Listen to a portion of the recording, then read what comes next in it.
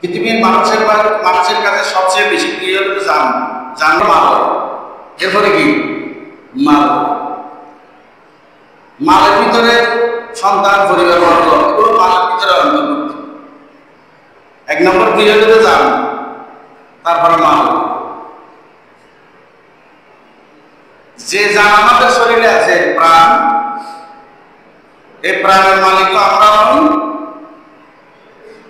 যে মাল সম্পদ আছে এগুলোর মালিক আমরা নয়। মালিককে আল্লাহ রাব্বুল আলামিন।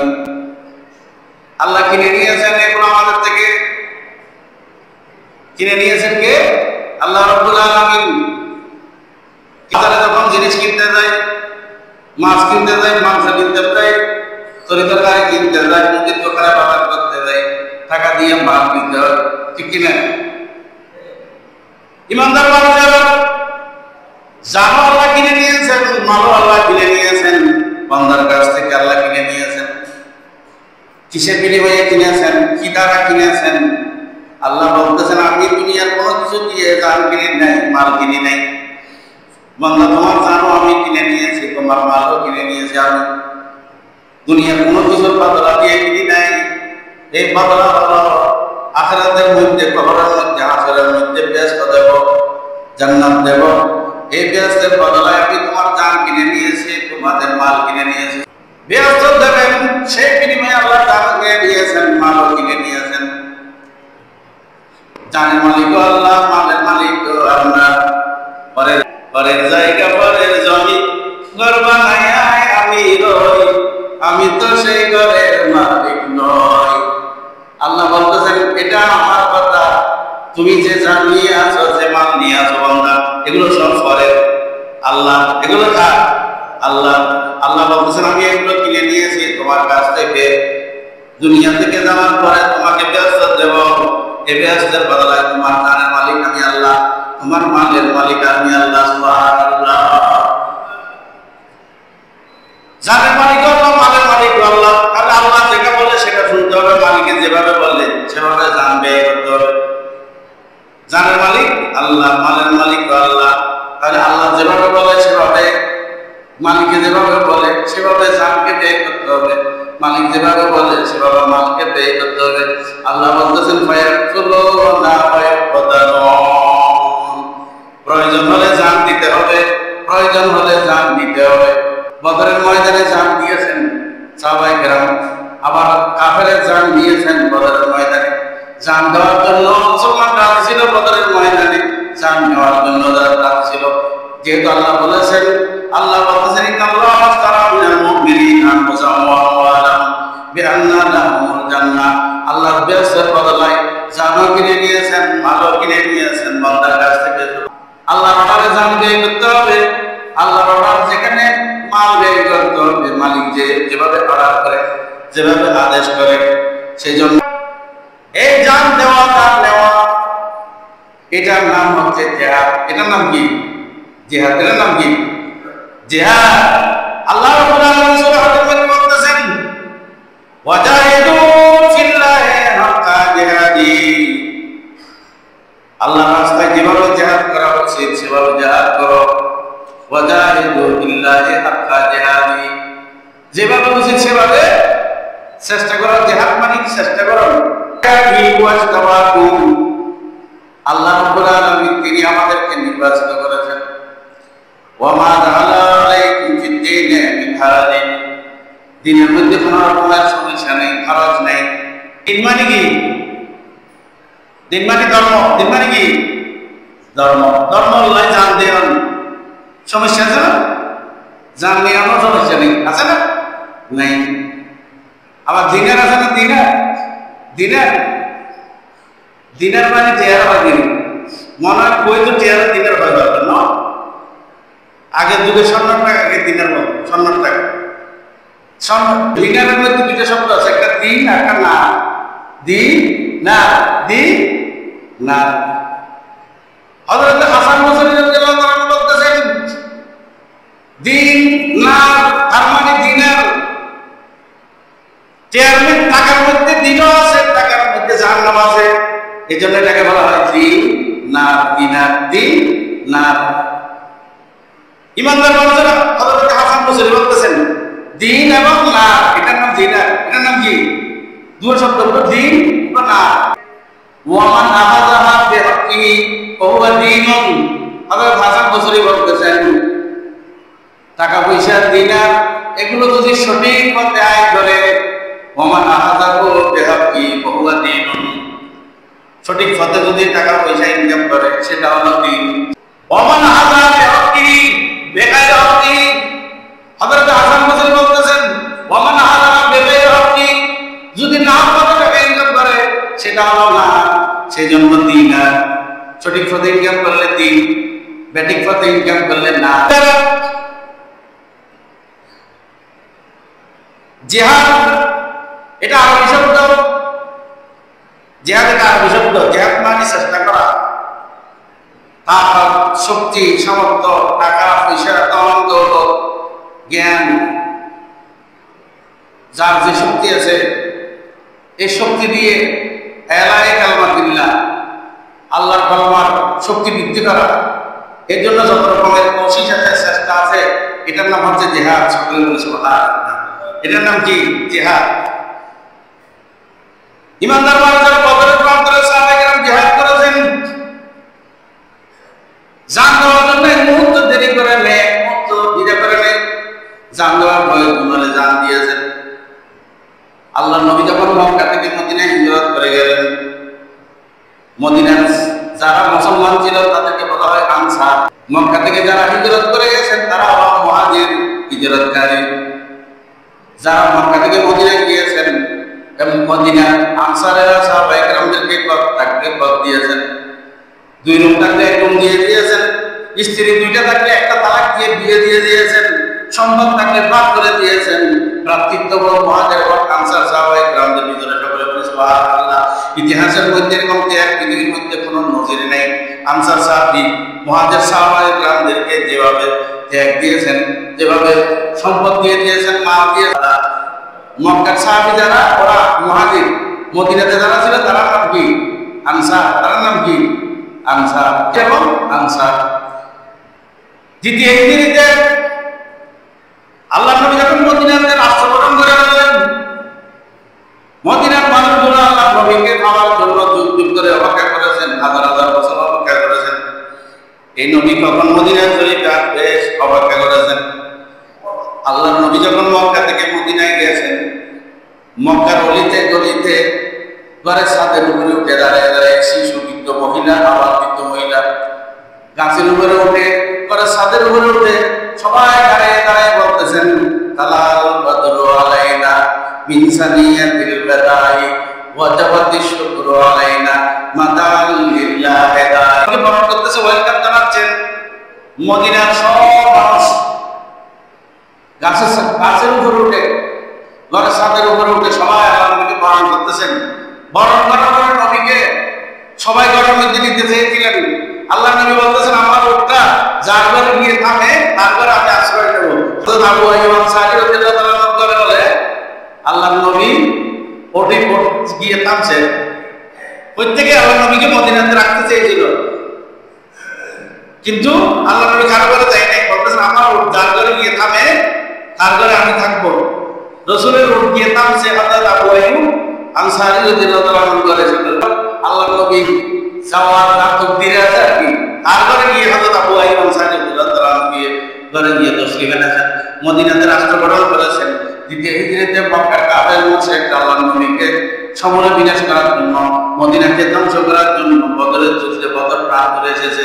আল্লাহ নবীকে ধ্বংস করার জন্য সকলে বলে যখন মক্কা আক্রমণ করার জন্য বদরে চলে আসছে আবু জাহেল, আবু লাহাব, বড় বড় কাফের, আল্লাহ নবী সাহাবায়ে কেরামদেরকে, মুহাজির আনসার সাহাবীদেরকে নিয়ে বসতেন, সবাইকে নিয়ে বসতেন মদিনা অ্যাটাক করার জন্য। আমাকে তো মেরে ফেলার জন্য মক্কাতে চেয়েছে, মারতে পারে নাই। সূর পাহাড়ের মধ্যে সূর পাহাড়, আল্লাহ নবী আবু বকর সিদ্দিককে নিয়ে যখন আশ্রয় নিলেন, সূর পর্বতে একদম গুহার ভিতরে কাফের মুশরিকরা চলে আসছে আল্লাহ নবীকে অ্যাটাক করার জন্য। সিদ্দিক একবার ভয় পেয়ে গেলেন। হযরত আবু বকর সিদ্দিক বলতেছে ইয়া রাসূলুল্লাহ, একবার মুখে চলে আসে, এখন তো তারা খেয়ে যাবো, এখন কি হয়ে যাবো? যারা খেয়ে যাবো ইয়া রাসূলুল্লাহ। এখন তো মুখে চলে আসছে, আল্লাহ নবী বলতেছেন, ও আবু বকর, ওয়ালা তাহাফ ওয়ালা তাহজান ইন্নাল্লাহা লা তাহাফ ওয়ালা তাহজান ইন্নাল্লাহা মা'ানা। ও আবু বকর, তুমি কেন ভয় পাচ্ছ? তুমি মনে করতেছো আমি আর তুমি একলা, আমরা দুইজনে কুয়ার মধ্যে আছি। সারা কায়নাতের মালিক যিনি, সারা কায়নাত জগতের মালিক যিনি রব্বুল আলামিন, উনি তো আমাদের সাথে আছে, আমরা দুইজন নই। ওয়ালা তাহাফ ওয়ালা তাহজান ইন্নাল্লাহা মা'ানা, আমাদের সাথে খোদা আল্লাহ রাব্বুল আলামিন আছেন। সকলে বলে সালাম। নবী আবু বকর সিদ্দিকের কথা শুনতেছে না? দুজনের আলাপন, বন্ধুত্ব, ভ্রাতৃত্বের আলাপন, মধুর আলাপন, মহব্বতের আলাপন শুনে সাথে সাথে আল্লাহ কোরআনের আয়াত নাযিল করেন, ইয হুমা বিল গাদে ইয ইয়াকুলু লিসাহিবি লা তাহজান ইন্নাল্লাহা মা'ানা ইয হুমা বিল গাদে ইয ইয়াকুলু লিসাহিবি।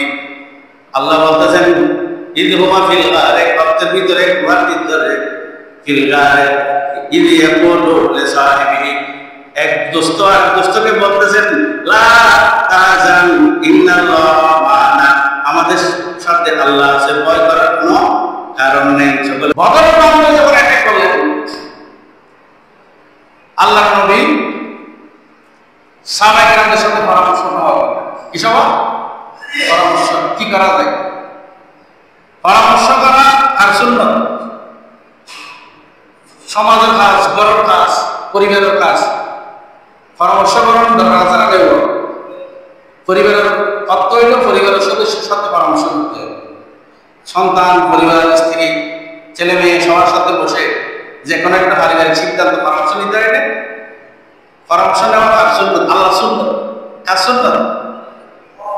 পরামর্শ নেওয়া কাজ সুন্নাত, আল্লাহ সুন্নাত। মসজিদের ব্যাপারে মুসল্লিদের সাথে পরামর্শ করে সিদ্ধান্ত নেওয়া, কমিটির সবাই বসে সিদ্ধান্ত নেওয়া, এটা কাজ সুন্নাত, আল্লাহ সুন্নাত। সামাজিক ব্যাপারে পরামর্শ নিয়ে সিদ্ধান্ত নেওয়া, সামাজিক সবাই বসে, কাজ সুন্নাত, আল্লাহ সুন্নাত। আবার অন্যের উপরে একমত এই পরামর্শ নেওয়া যাবে। একজন মানুষকে একবারে করার জন্য পরামর্শ নিতে হবে, এরকম পরামর্শ নেওয়া যাবে? তাআওয়ানু আলাল বিররি ওয়াত তাকওয়া ওয়ালা তাআওয়ানু আলাল ইসমি ওয়াল উদওয়ান। তাকওয়া পরহেজগারিমূলক কাজে, সওয়াবের কাজে পরামর্শ নেওয়া আল্লাহ সুন্নাত। সকলে বলে সুবহান। ওয়ালা তাআওয়ানু, সাহায্য সহযোগিতা করিয়ে না, আলাল ইসমি ওয়াল উদওয়ান, গুনাহের কাজে, দুশমনীমূলক কাজে, শত্রুতামূলক কাজে। সমাজের সবাই যদি এক হয় সেখানেও আপনি প্রতিবাদ করবেন। যদি এটা অন্যায় হয়, সেটা কি হয়? অন্যায়, এটার নাম জিহাদ। এটার নাম কি? যেখানে যেটা করা উচিত সেটা সেখানে করার ভূমিকা রাখা, সেটার নাম কি? জিহাদ। তাহলে পরামর্শ নেওয়া কার সুন্নাত? আল্লাহ সুন্নাত। আল্লাহ সুন্নাত কেমনে বলি বুঝাই। আচ্ছা, মানুষ বানাই কিটা বানায়? আল্লাহ রাব্বুল আলামিন প্রথম মানুষকে আদম আলাইহিস সালাম। আদম আলাইহিস সালামকে আল্লাহ বানাইতে চেয়েছিলেন, পরামর্শ নিয়েছেন কাদের? ফেরেশতাদের। ইন্নী জাইলুন ফিল আরদি খলিফা, পরামর্শ সূরা বাকারা। ইন্নী জাইলুন ফিল আরদি খলিফা, ও ফেরেশতারা, আমি মানুষ বানাইতে চাই, খলিফা বানাইতে চাই, প্রতিনিধি পাঠাইতে চাই দুনিয়াতে। তোমাদের মতামত কি? সাহাবায়ে ফেরেশতাদের মতামত। ফেরেশতারা বললেন, আল্লাহ জাআলু ফিহা, আপনি এটা কেন করবেন? মাইয়াফসিদু ফিহা ওয়া ইয়াসফিকু দিমা, সূরা বাকারা। যারা জমিনের মধ্যে ফাসাদ করবে, জমিনের মধ্যে মারামারি, খুনাখুনি করবে, রক্তপাত করবে, ফেরেশতা আল্লাহকে বলতেছেন, আপনি কেন এগুলো বানাবেন? মানুষকে বানাবেন, ওরা তো মারামারি করবে, রক্ত খুনাখুনি করবে, ভাই এই মারিব, বাবা বাবার মারিব, মা বাবার মারিব, এরকম মারতে না। ওয়ায়াসফিকু দিমা, রক্ত প্রবাহিত করবে, ফিতনা ফাসাদ করবে। আতাজালু ফিহা মাইয়াফসিদু ফিহা ওয়া ইয়াসফিকু দিমা। আমরা তোমার পবিত্রতা বর্ণনা করি, তোমার তাসবিহ করি, তোমার ইবাদত করি, আবার মানুষ বানানোর দরকার কি আছে? তখন আল্লাহ বলতেছেন, ইন্নী আ'লামু মা লা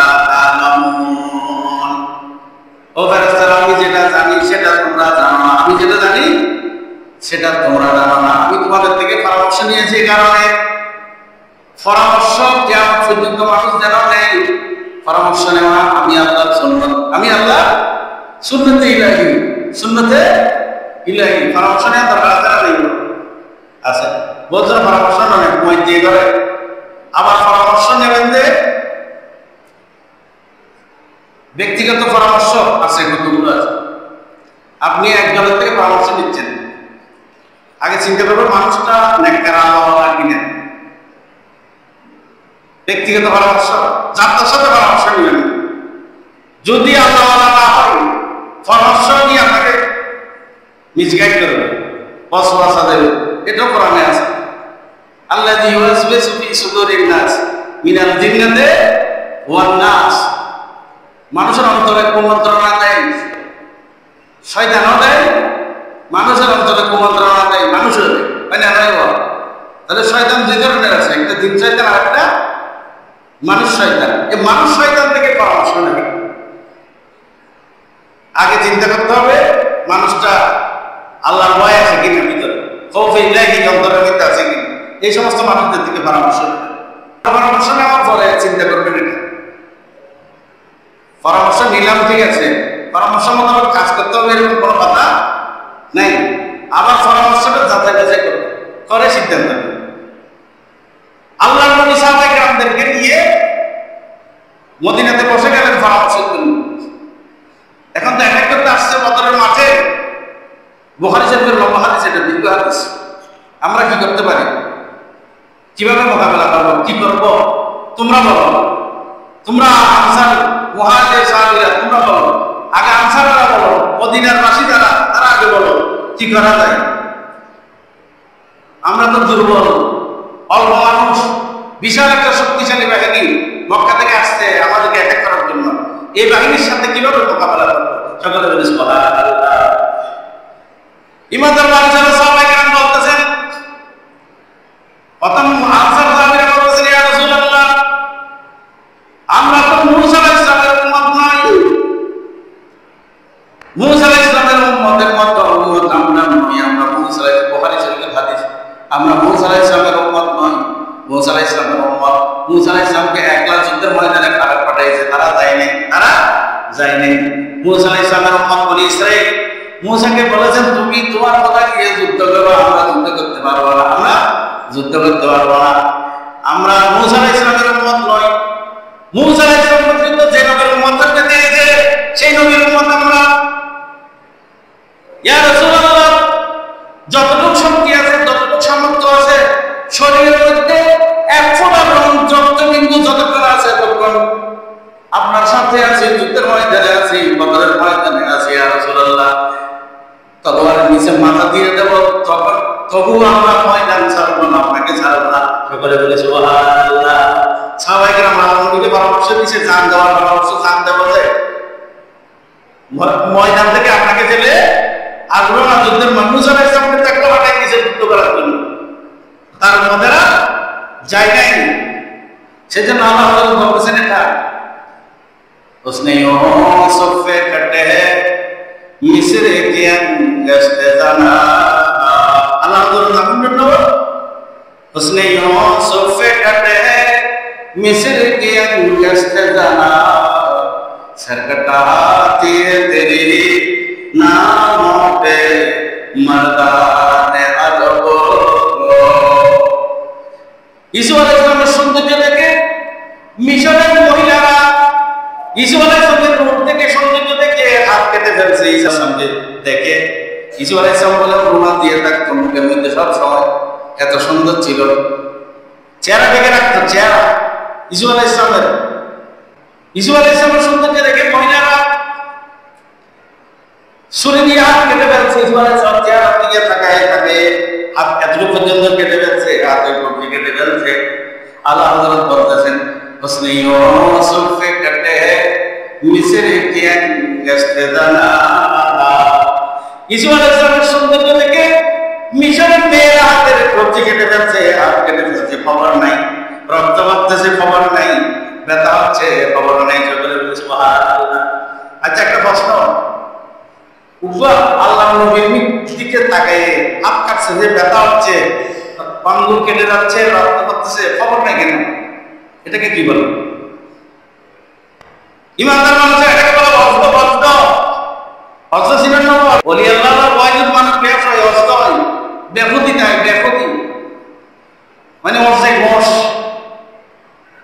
এটা অস্ত ছিল অস্ত ইসুয়ালের সামনে থেকে অস্তাতে চলে আসছে সবাই ইসুয়ালের সামনে সৌন্দর্য দেখে উঠছিল না শুধু আর ন পুরো ওইখানে মিলে মেয়েদেরকে মেয়েরা মহিলারা ওদের সব থাকতো না খবর থাকতো না সকলে বলেছিল আল্লাহ বলতেছেন उसने यूसुफ कहते हैं मिस्र की इस्तेजाना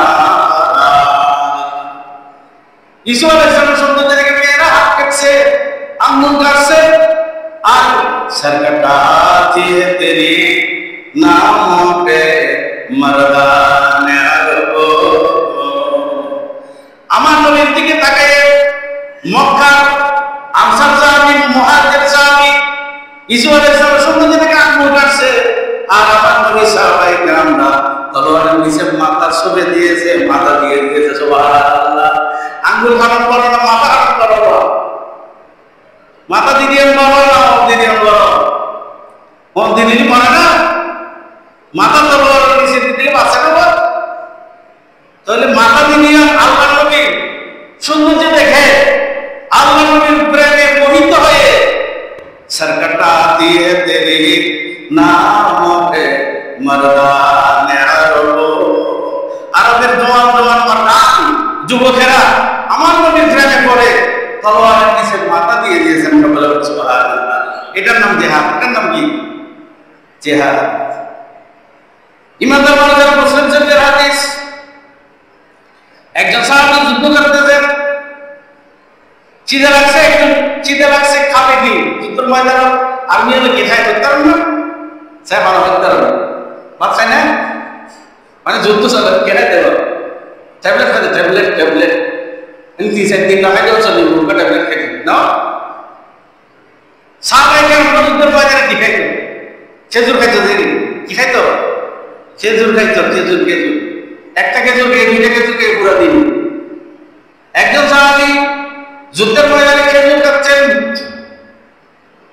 খেজুরের দুই টুকরা করছেন এক টুকরা মুখে দিয়েছেন চিন্তা করতেছেন ও আল্লাহ আমি খেজুর খেয়ে সময় নষ্ট করতেছি অপচয় করতেছি খেজুর খেয়ে যতক্ষণ খেজুর খেয়ে সময় নষ্ট হবে জিহাদের ময়দানে যুদ্ধ করে যদি শাহাদাত বরণ করি আল্লাহর দরবারে চলে যাব যুদ্ধের ময়দানে যদি শহীদ হই শাহাদাতের মর্যাদা পাবো শাহাদাতের মর্যাদা দেরি করে লাভ কি খেজুর খেয়ে সময় নষ্ট করে লাভ কি সকলে বলে সুবহানাল্লাহ খেজুরটা হাত থেকে ফেলে দিয়ে সাথে সাথে তলোয়ার নিয়ে ঝাঁপিয়ে পড়লো যুদ্ধের ময়দানে জিহাদের ময়দানে ঝাঁপিয়ে পড়ে শাহাদাত বরণ করেছেন ইন্না লিল্লাহি ওয়া ইন্না ইলাইহি রাজিউন সকলে বলে সুবহানাল্লাহ এর জন্য আল্লাহ বলতেছেন সরকারটা কি হে তেরে নাম পে মর্দানে আরব ও নবী ঈসা আলাইহিস সালামের সৌন্দর্য আঙ্গুল কাটছে আপনার নামের উপরে মাথা দিয়ে নিচে তলোয়ারের নিচে যুবকেরা সকলে বলে সুবহানাল্লাহ তাহলে নবীকে যুদ্ধের ময়দানে চলে গেছে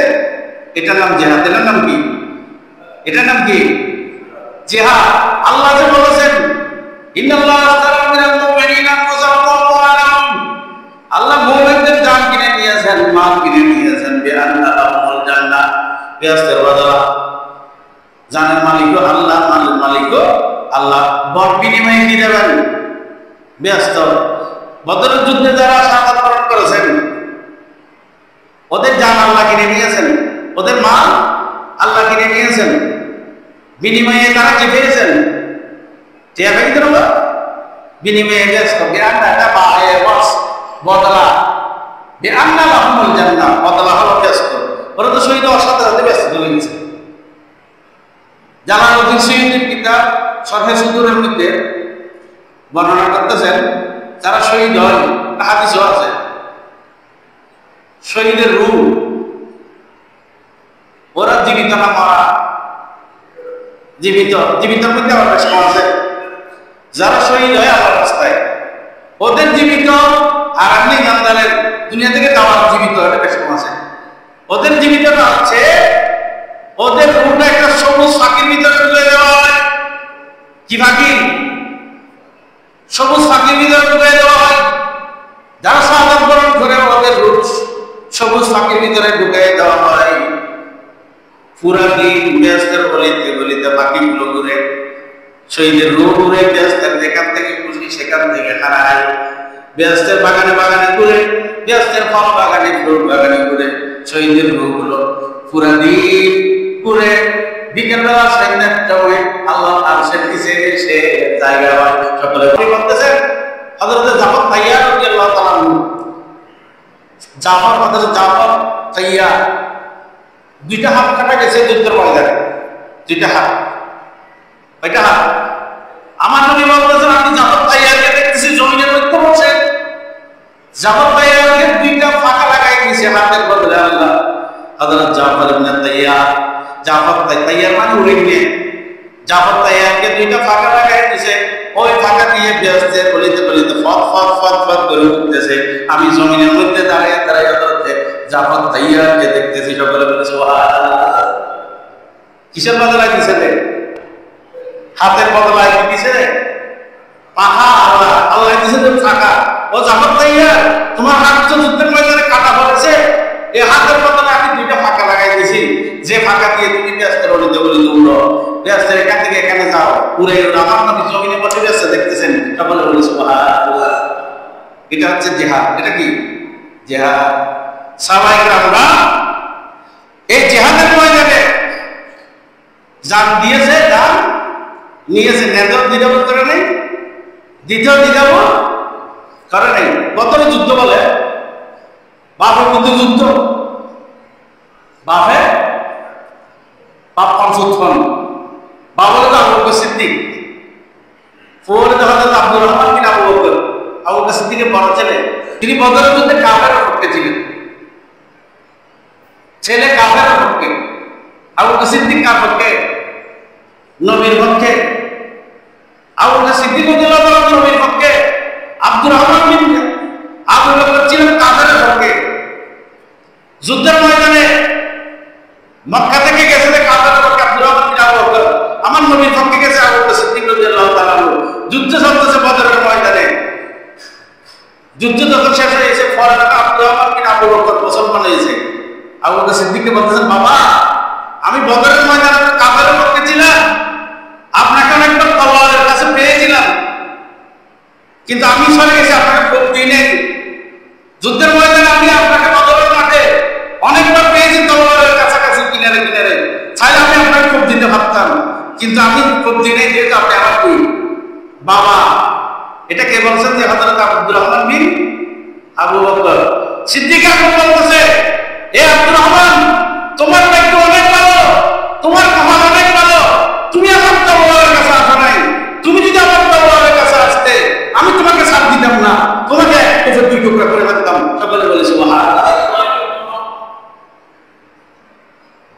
ইমানের জিহাদের ময়দানে সন্তানের কোনো পরিচয় নেই, ইমানের বেলায় সন্তানের কোনো পরিচয় নেই, জিহাদের ময়দানে সন্তানের পরিচয় নেই। এখানে পরিচয় হলো আল্লাহর দ্বীনের পরিচয়, আল্লাহর নবীর পরিচয়।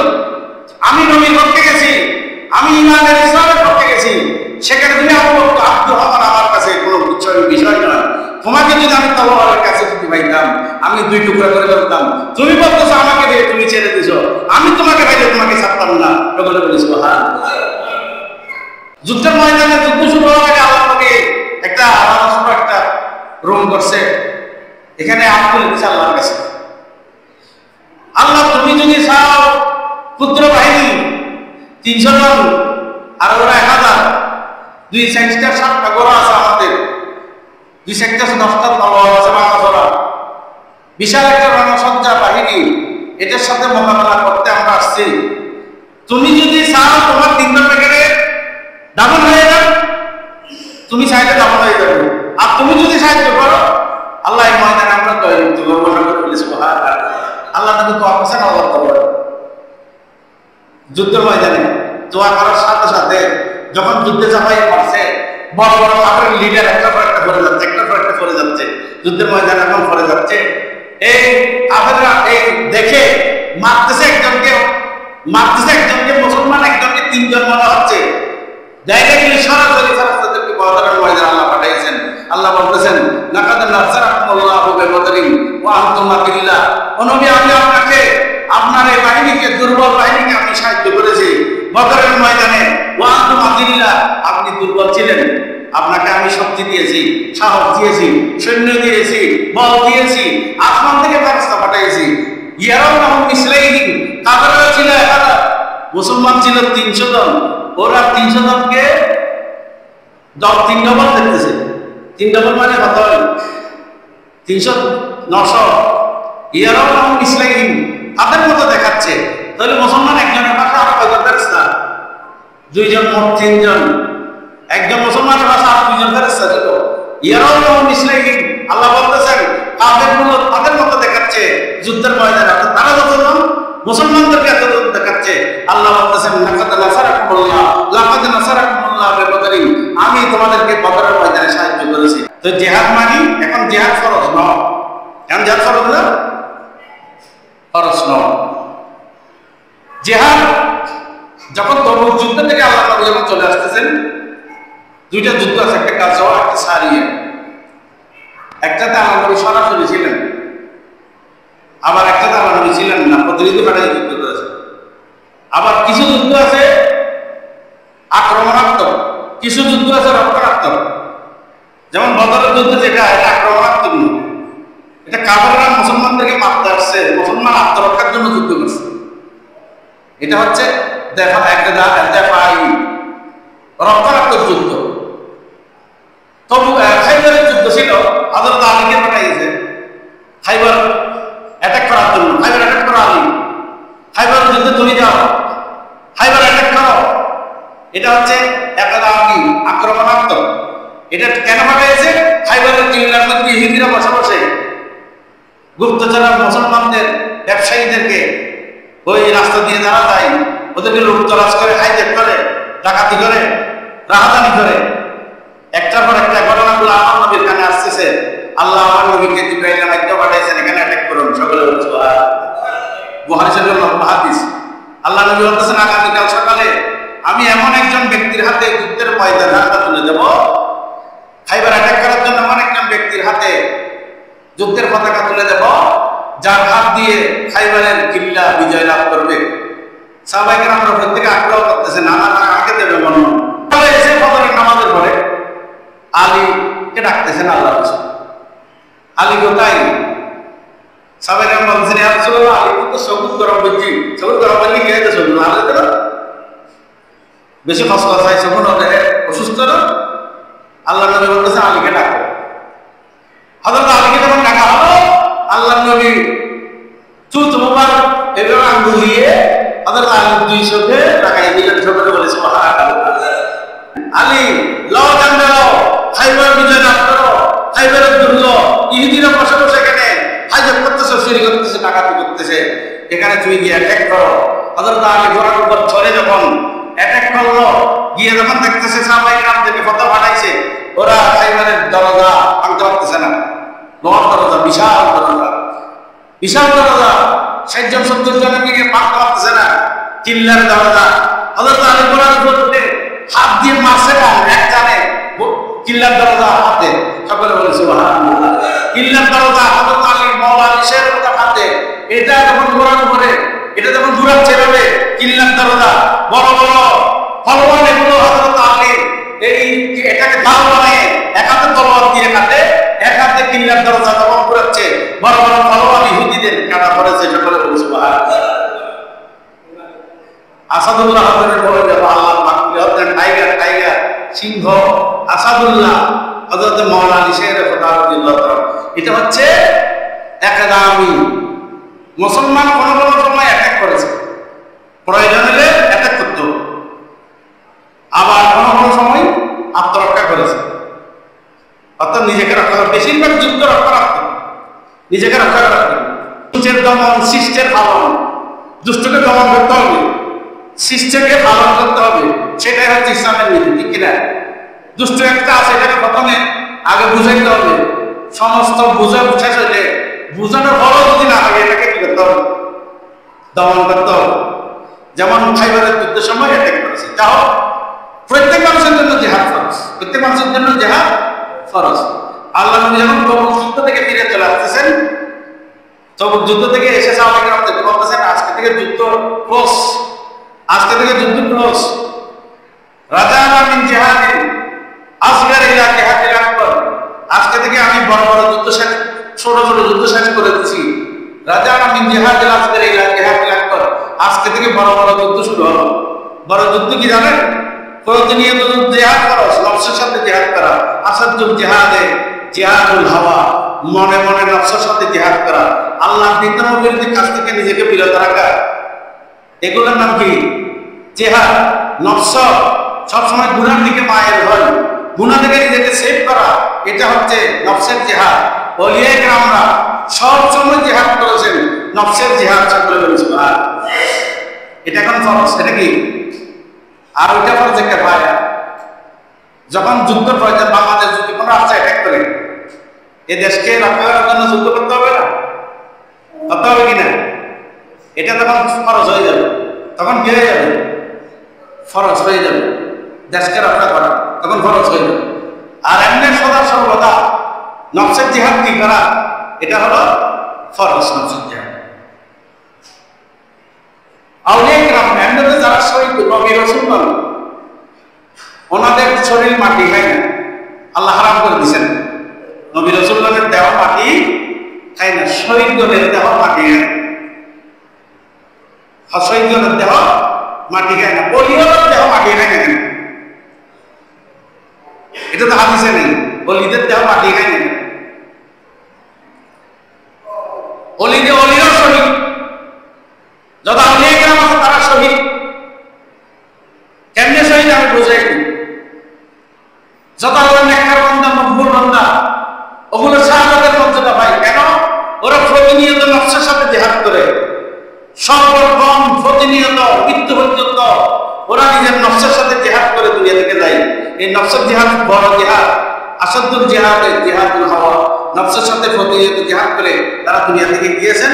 সেজন্য ওদের দেহ মাটিয়ে খায় না। সকলে বলে সুবহান। বলছেন শরীর ইনটেক খবর তাই যেন আছে না? হ্যাঁ, যুদ্ধরি তাই যাই যে আল্লাহর বান্দা যুদ্ধের ময়দানে শহীদ নয়, তারা নবীও নয়, তারপরে দেহ ইনটেকটা, তারা দেহ ইনটেক দিয়ে হারাবে। তারা কি নফসল্লাহ জিহাদ করিয়ে দুনিয়া থেকে আল্লাহ করতে পারে। নফসল জিহাদ দিয়ে ফরজ, ইয়ে গরিবের তৌফিক দেবে।